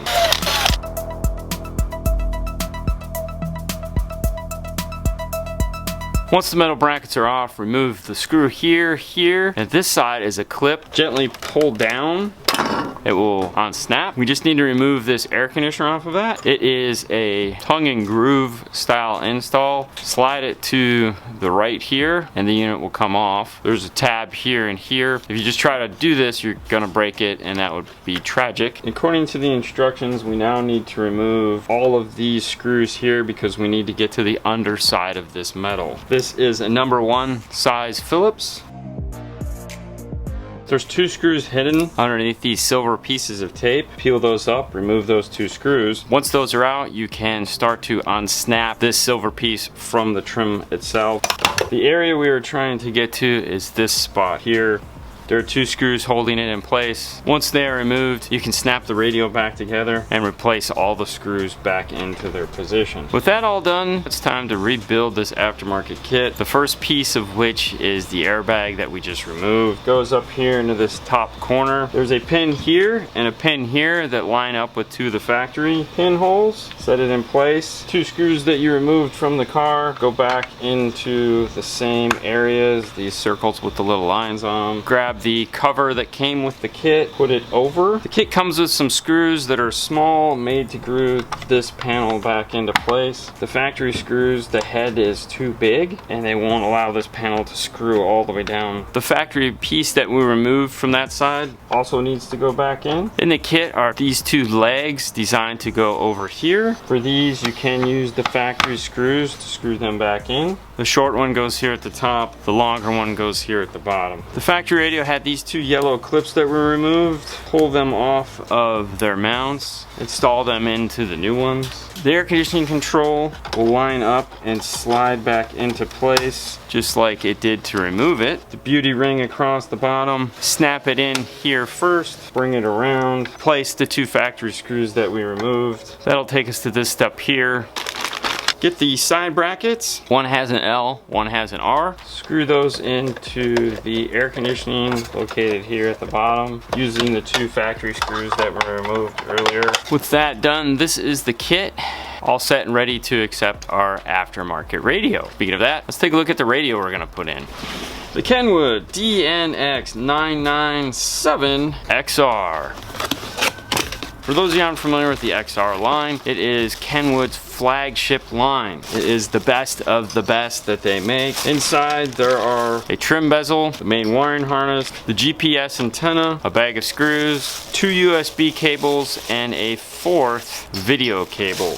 This does not have GPS built into it. This is here for Android Auto and Apple CarPlay to make them track better because it has wireless, and the thought there is that the phone may be in your pocket, in a book bag, in a purse, and you won't be using the phone's GPS antenna, so they provide one for you to make your navigation more seamless. There's also the microphone for talking on your phone, instruction manuals, and then finally the main unit itself. There's 3 XR models in the lineup, this being the top of the line one. This one does have navigation built into it. It also has a CD DVD player. The next step down is the same radio minus the navigation but with the CD DVD player, and the step down from that is the same radio minus the CD DVD. The reason why they're all full chassis is because of the preamp section, the audio grade components that are built into it. It's the same circuit board throughout the unit. If you get one of these, you'll notice something immediately, and that this is a heavy radio. Unlike most radios out there right now that are pretty feather light, this one is not. This is reminiscent of older radios because there's actual components inside of here trying to make this sound as best as humanly possible. It has a motorized display screen where the CD DVD goes behind it. It offers a tilt screen. There's an SD card located behind it that is for music and movies. However, if you ever do need to do navigation updates, they will have to occupy that area. All the XRs have a dual USB output, so you could use one of them for that. The gray one is the secondary. These are nice because you can hook a hard drive up to these. They also have the ability to do 4 cameras, 3 of which are here. The 4th is this guy. It has a video output also if you want to take the DVD on this and output it to an overhead monitor. When prepping the unit, the first thing I like to do, grab a black Sharpie and write on the tips of the RCAs what these are for. The reason I like to do that is that as this radio ages and these paper stickers become, well, they're paper stickers, you know what's going to happen. It will be indicated on these 4 RCAs what it actually does. If someone were to take this out of the dash down the road, they would have an idea of what to plug back in. I also like to bundle these RCAs all together into a thicker umbilical cord so they don't get caught up when you're trying to put it back into the dash and one of the heads accidentally gets cut off or pinched. That's the pre-work that I do for the radio itself. We can get this screwed into the kit we've already assembled and set that aside for now. With the radio out of the dash, that means we can see if these harnesses are going to work. First one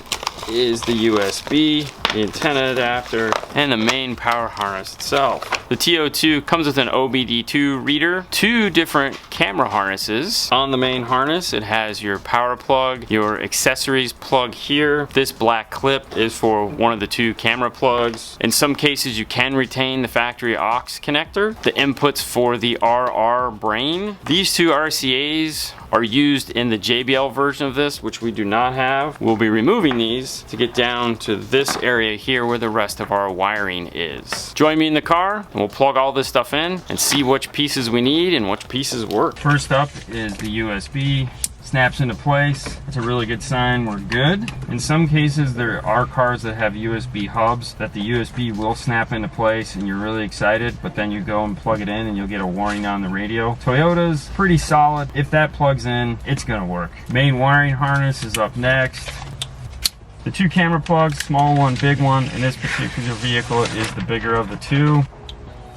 Antenna adapter plugs in. You'll notice on this antenna adapter it has this blue wire. This is the amplify antenna turn on. This doesn't have a standard long antenna on it. It has a little tiny on the top of the car. Most of the time when you see something like that, there is going to be some kind of booster in the car to turn that on, or amplifier. Check now while you're in the car to see if this wire here exists. In the pickup trucks, a lot of the times it doesn't, in which case you won't need this wire. You can depin it and remove it. But it makes sense to check now while you're here if these wires are in fact there. I also like to come into the main harness. There is also a remote turn on and amplifier antenna in these 2 harnesses that I like to check and see if is there. That way I'll know if I need to hook it up or not. Check to make sure that this purple white wire is populated. This is your reverse wire. Looking at the backup camera harness, it has these green wires here and these brown wires. They are nowhere to be found on this side, the car side. This gives us a pretty good understanding of the harnesses that we'll be using in here. The next step, to take the RR to the laptop. Anytime you're getting ready to install a radio in a car, you need to find out your parts and pieces that you're going to need. We have a couple different websites we go to. I'm a big fan of using the iData RR. To find out if this will in fact work on the car, I head over to iDataLinkMaestro.com. This is a new version of their website that is awesome. We're working on a Toyota. Year is a 2015 model. It's an Avalon. Maestro solutions for my vehicle are 5. We have radio replacement. They don't make a dash kit. Steering wheel controls, add or replace amplifiers, accessory harnesses, as well as integrating a radar detector. If we scroll down, they have some advertising, of course, that talks about brands that they're associated with, as well as installers near me. Hey, there we are right there. This helps you, of course, if you don't want to do it yourself, find somebody that they recommend near you. Going back up to the top, select replace radio. This gives us the 2 options that are available to us, the RR or the RR2. When you select on it, it gives you some basic information about the RR, what it looks like. Vehicle selected, 2015 Avalon,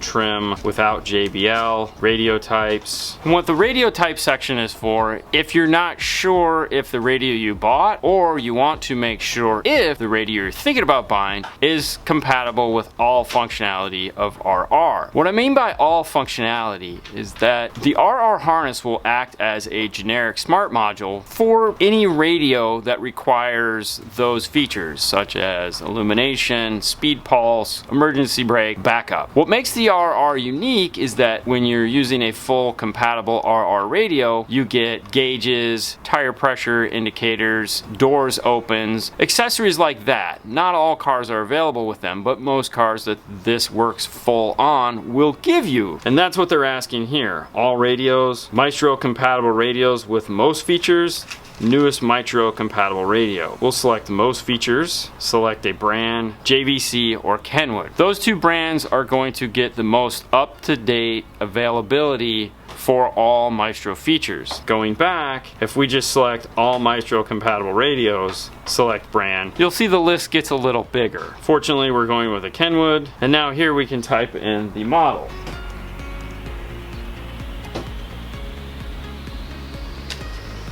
Here are some of the features that will be available to us. Reverse, steering wheel, vehicle information, radar detector, navigation outputs, gauges, advanced camera features, vehicle settings. In the top corner, you'll see where it says Flash My Module, which is the step we are at now. And it will auto launch the program for you. If you're signed in, just select Flash Maestro, Flash by Vehicle, and fill out the same information you did on the website.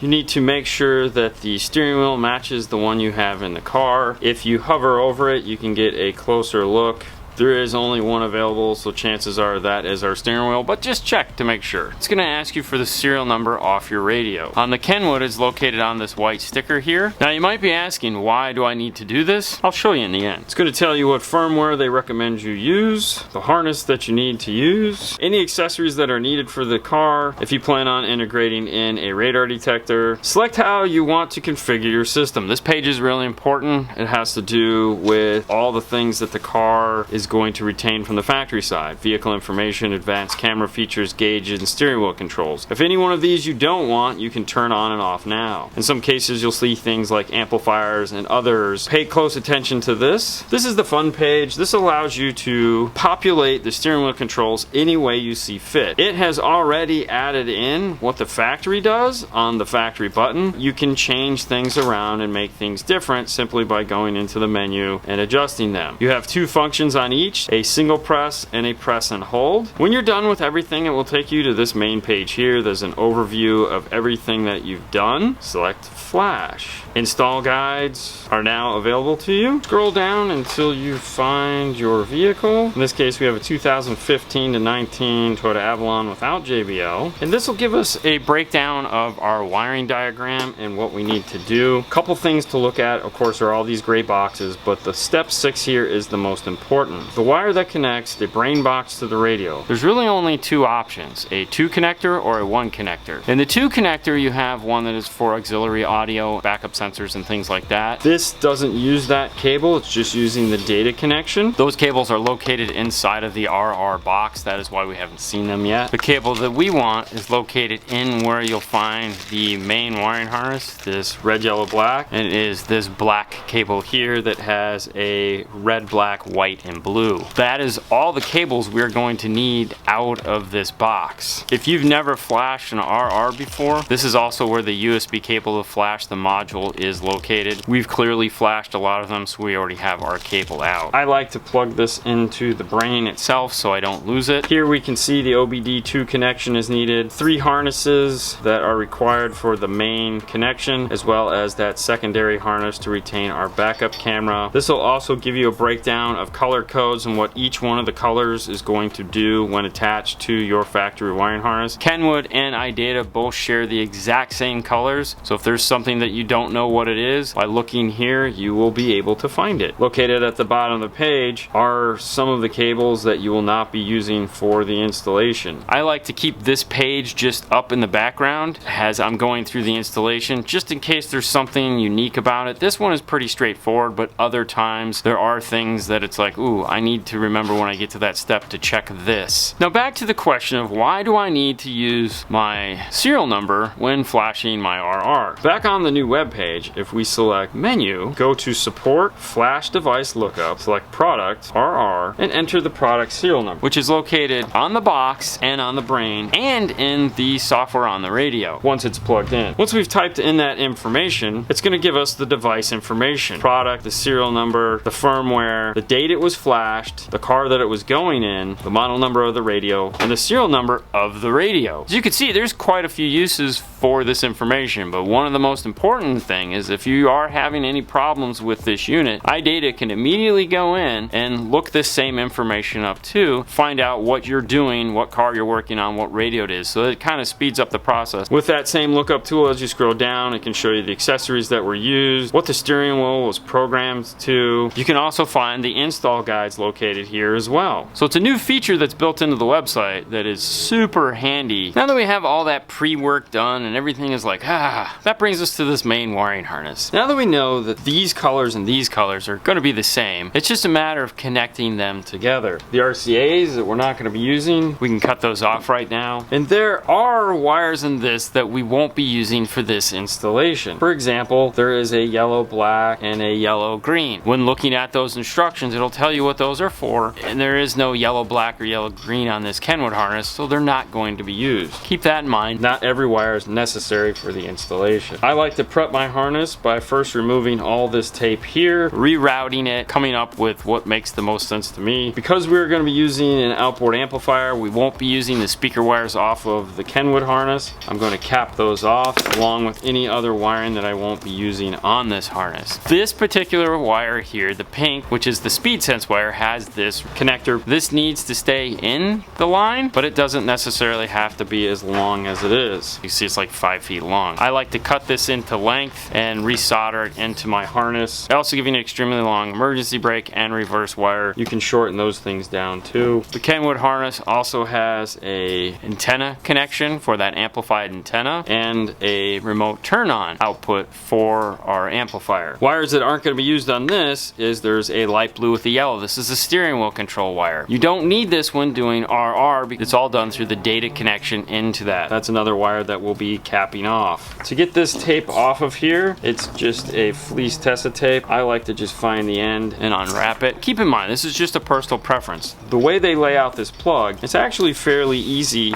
to just connect into this. They do a good job at that. I'm just a little bit more picky in my installation. It's not totally necessary. Don't feel bad, you don't have to do it. This will plug into here and give you a really nice routing T shape. And this is what I've come up with for the main wiring harness. Along here you have the brain, and that just goes straight out into the car. So these all just kind of pass along this one route here. Here's that camera plug, and then off of this is everything else. If you're going to retain the auxiliary, that's located here. The factory backup RCA is also located here. This is all our speaker wires and our remote turn on. What I like to do is take the remote turn on, and even though it's coming from here, is I loop it through the main unit and bring it out to this. That way when we connect speed wire up to this, it's all there. The remote turn on, everything go off to the amplifiers. This is the pigtail for constant, accessory, and ground. It's just teed in the main harness here. Our data connection is run up here. The factory antenna adapter, the OBD2 connection. So everything just kind of fingers off this way, and then all our connections are soldered here in this point. There's always a debate on like tape, no tape, whatever tape you want to use. Doesn't matter to me. My process for it is this. I will use two different types of Tessa tape. The exterior, which is a thicker, harder thicker, needs to be cut with scissors, and handles higher temperature, and then the fleece interior. Everything here is covered in exterior, meaning that they're just wires. There's no connections hidden beneath them. There's nothing I need to remove the tape to get to. It's purely on there as an insulator and or cosmetic integration. This area right here is where all my soldering is done. For that, I use this tape. It's easier to come off, and if I do need to do any service work, it's all easy to figure out. It's right here on this. There's this one little area right here that has that type of tape, and I can easily pull that off and get to all my connections there. Throughout the rest of the harness though, there are no connections, so there'd be no reason to pull any of this tape off. I apply zip ties to move like wires into like wires, so like to make this bundle here across that, and that's my basic concept for building a wiring harness. One other thing is these are all the wires we aren't going to be using off Kenwood harness. I zip tie them in their own little bundle, tape them up, and put a piece of heat shrink over the end to hold those all together. With finding all of the wires underneath the seat, that means I don't need this speaker pigtail on this harness. The only thing that's going to be going up behind the radio is the remote turn on, which I have a wire for,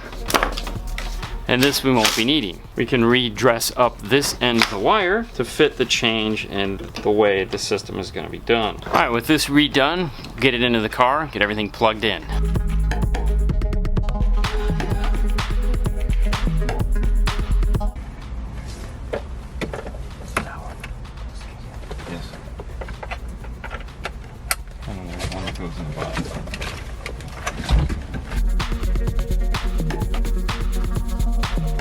The dash is in place, and that's what it looks like with that black on top.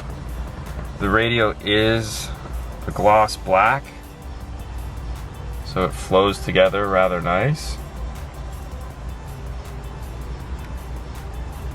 We are also going to be adding to that XR radio the Kenwood DVR N520.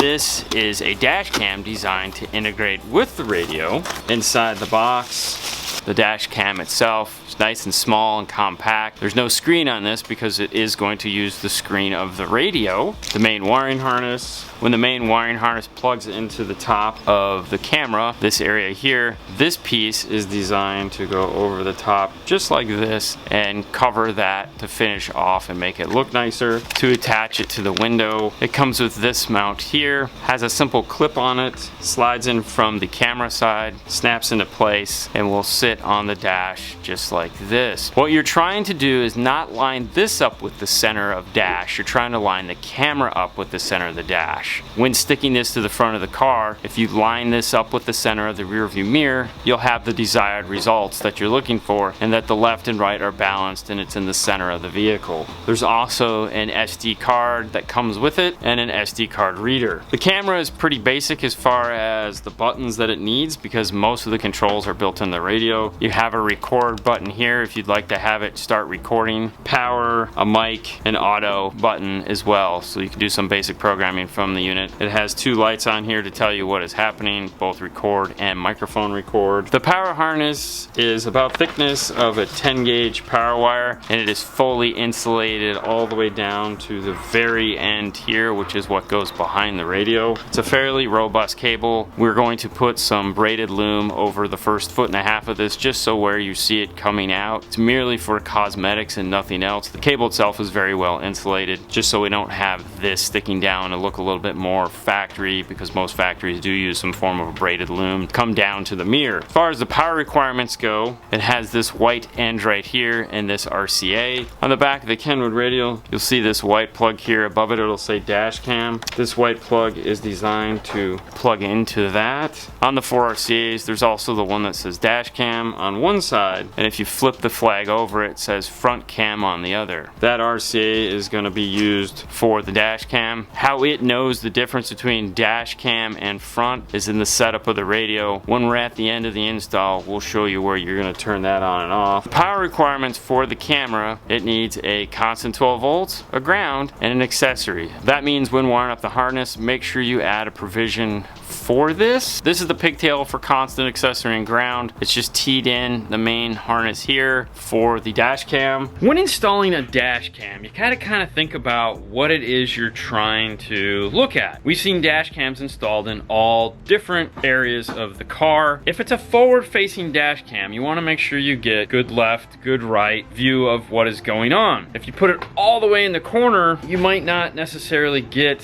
what's coming from the passenger side of the car into the frame. This particular camera is designed to be mounted in the center of the dash. The reason for that is there's a hood line that you set up, there's a elevation sunset line that you set up, and it's just really, that's where it's made to go. When we were looking at it, you saw how the mount and the lens are off center. Let's take a look at how we want to actually do that. Fernando's in the car and he's going to position the camera and such, and I'm going to sit at the front and line it up so that that lens is perfect with the mirror, the center of the windshield. So this is the area here that we're hoping to line the lens up with.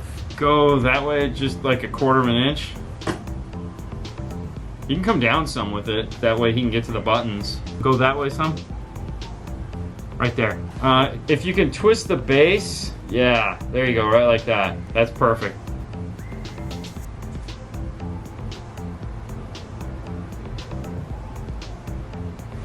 Base needs to go down on the passenger side just a hair, so that's good. Okay, yep, right there. Just twist it just a little, like, yeah, perfect. Push, got it. In the front corners at the or just right here, push there, yeah, right there and right there. Okay, you're good. And this is what the final product looks like. We added a little notch right here to bring that wire in with the factory wiring. We couldn't get it in any sooner because this sits flash up against the windshield. But this will keep that wire tucked in there, and then once we get it activated, we will be able to level it with the hood of the car, and then we'll tighten this up. Select dash cam. When you're on dash cam, select the camera with the arrow in the bottom left-hand corner.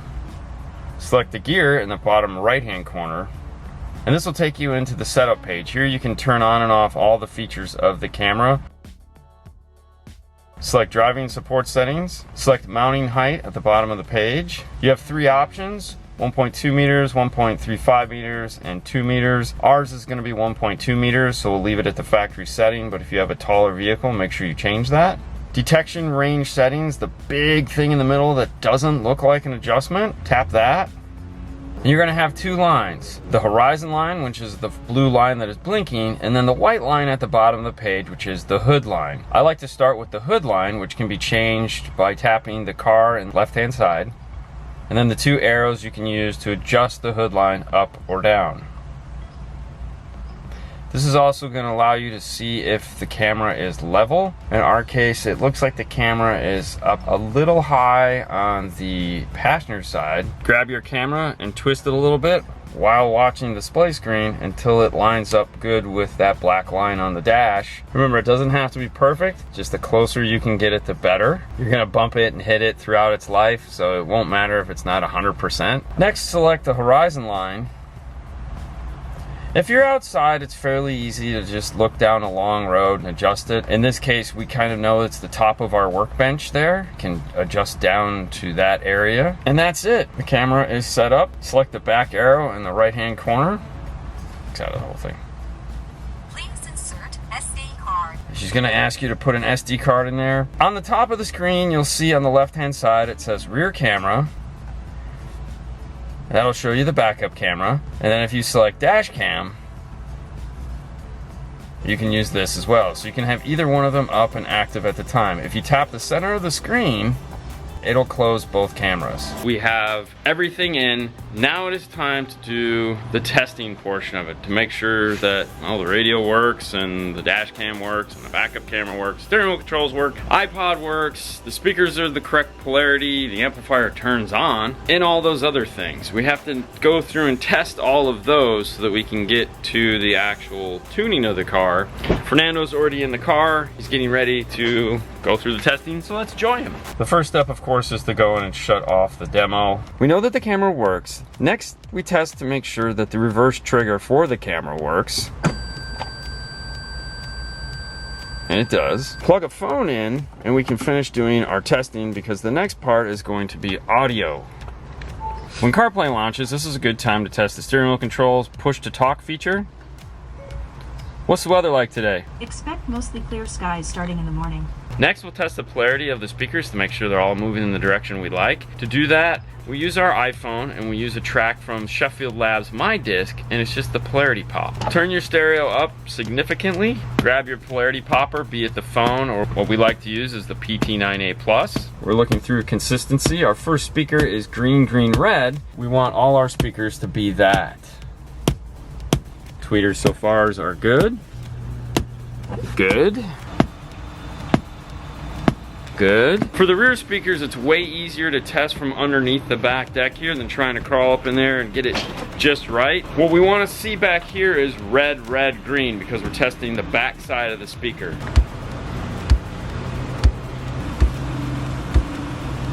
And there we have it. Our speakers are all moving the direction we want. That is spectacular. The next thing seems kind of a silly test to do, but you have to do it. That is checking your balance and fader.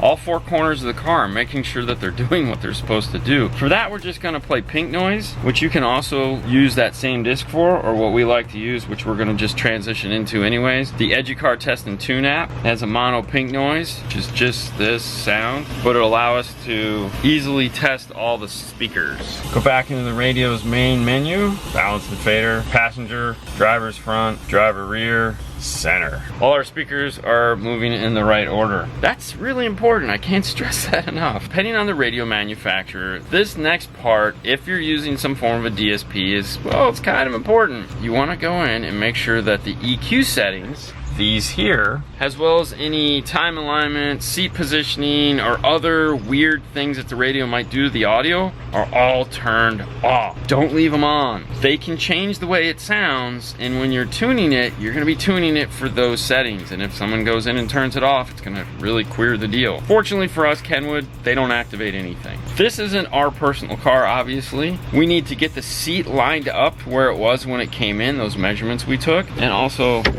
close the sunroof because it wasn't open when it came here. The floor mats all back in, roll the windows up, get the car ready for the actual tuning part of this.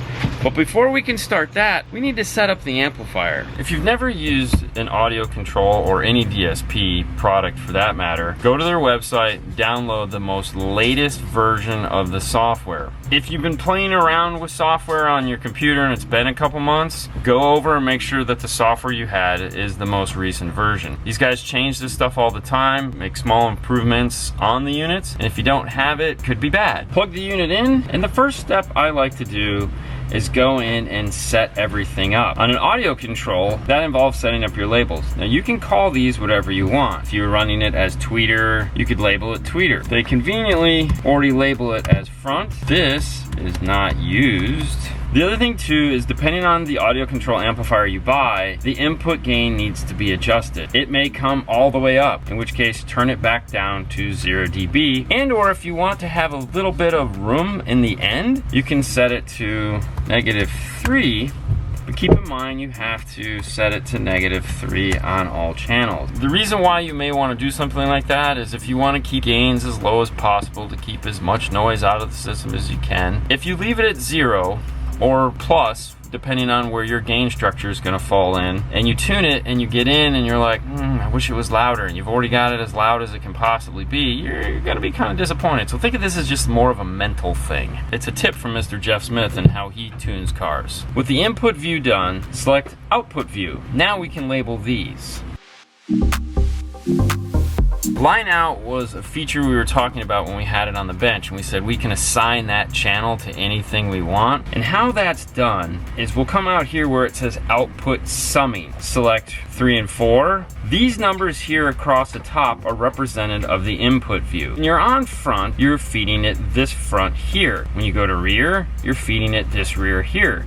But if you'll notice, we can turn as many of these on as we want, depending on how you're hooking this amplifier up. For example, if we go back to that front and we were using the 7/8 high input, we may want to have both of these on here. If we go back into input view, we can control how much signal comes in over 7 and 8 here. This is how we'll do our mixing for that input. Back to line out, here we can choose what we want that to be. If we wanted it to be just front input, as if we were gonna run channel 1 and 2 to a set of tweeters, 3 and 4 to mid bass, 3 and 4 to rear, 5 obviously out to the subwoofer, and add that second amplifier to power up the mid bass, this is how we would do that. Dashboard view is an overall view of everything that you're adjusting with. I like to go to that in the end and just kind of check everything to make sure nothing has changed, but setting up the unit, I typically stay in the input output view. Memory, it has 4 memories.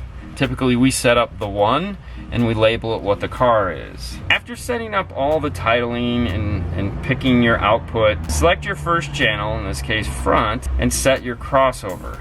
Our default first setting on a system like this is going to be 80 Hertz. As we're tuning the system, we may want to turn that up or down. With that done, we move on to the delay. At the beginning of the video, you may remember Fernando wrote all this stuff down. We input that data now. On the audio control, you can just enter straight inches. You don't have to do any math or anything like that. The last step in the basic setup is the remote volume. We have the ACR3 volume knob that we want to use for the subwoofer. We're on the subwoofer page, select level control. This will tell the amplifier that that knob is just going to turn up and down this channel. File manager at the top, select the arrow, type in save as, select yes. I like to use the date, car, and general information and select save. The next thing you need to do, even though you've saved the file, is actually write it to the device. Over here where it says memory, hold to store, 2 fingers on the trackpad, press and hold the trackpad or your mouse. Make sure that it says no, do not overwrite, and yes, overwrite settings. If it says anything other than that, don't do it. Select yes. And this just wrote the software to the amplifier, so the basics of basics is now set up. If you scroll down here to the bottom, this is where you can get into the EQ portion of it. Going back to the front, if you'll notice, it just has 1 level control here. That is because right now it is just set up for front EQ, rear EQ, and subwoofer EQ. When you're on the EQ page, it has a 1, 1 minus 2, 1 dash 2, and 2. The default setting is 1 dash 2. It's not 1 minus, it's a dash. It's just separating the 2. Select 2, and you'll notice now you have 2 level controls with 2 mutes. This is how you split the EQ apart so that you can do a right EQ and a left EQ. You may choose not to do that. That's entirely up to you. For example, on the rears, typically it's a rear. I don't get too involved in it other than just to blend it in with the system, so I will leave it as just a rear EQ. Most EQ DSPs have some form of grouping to do that. One other tidbit to know is on the EQ where you see it says 10, 14, and 30. This allows you to, this is your first time doing this, maybe make the EQ a little bit easier to work with by having a 10 band, a 14 band, which adds more into the subwoofer, and 30 band. It is for all channels, so you can't split it apart. So if I'm here and I go here, it stays the same. Auto is if you're using a factory head unit, you can play pink noise from that same track we did, and it will auto EQ the system for you, and it'll give you the option select yes or select no, and that is just fixing the electrical side. If you've adjusted it and done a bunch of, and you're like, I don't like it, you can select flat and that will erase the EQ you've done. And if you select bypass, that'll allow you to turn on and off to A/B between what you've done and what it was when it started. F, M, and S stands for fast, medium, and slow. And then if you would like to store in EQ settings to copy and paste, you can do that under RTA memories. With that out of the way, we can start the tuning process. That's not going to be done here in the trunk. We'll be doing that outside of the car. Fernando's in the car right now doing the final listen, just getting it all. Yay! The tuning process and why Fernando's in there is I get it to where I think it's gonna be. I hop in and out a few times, and then, you know, my ears get kind of fatigued. I'm getting old. I let him hop in and he does some A/B stuff for me to make sure that everything that I picked was right. So it's kind of like if you've ever been to the eye doctors where it's like better, worse, I just like to check, see that the corrections that I'm making actually are making a difference, because sometimes they they don't. Sometimes it actually makes it sound worse. But now he's telling me we got it, we've locked it down, so it's time to hop in for the final listen.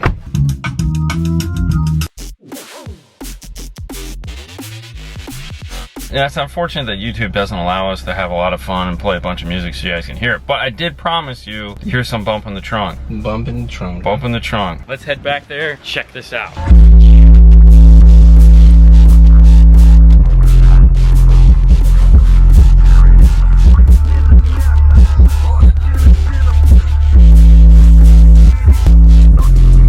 Alright, we're done. I know, right? Yeah. Thanks for going on this journey with us, guys. We hope you enjoyed this. We had a lot of fun playing with the new AC5 1300. Fernando, as we always say. On to the next one, guys. I'm gonna keep playing this. Okay, you can keep playing it. I'm gonna wipe off the windshield. My greasy head. You guys have a great night as always. We'll see you later next time. Bye, guys. Bye, guys.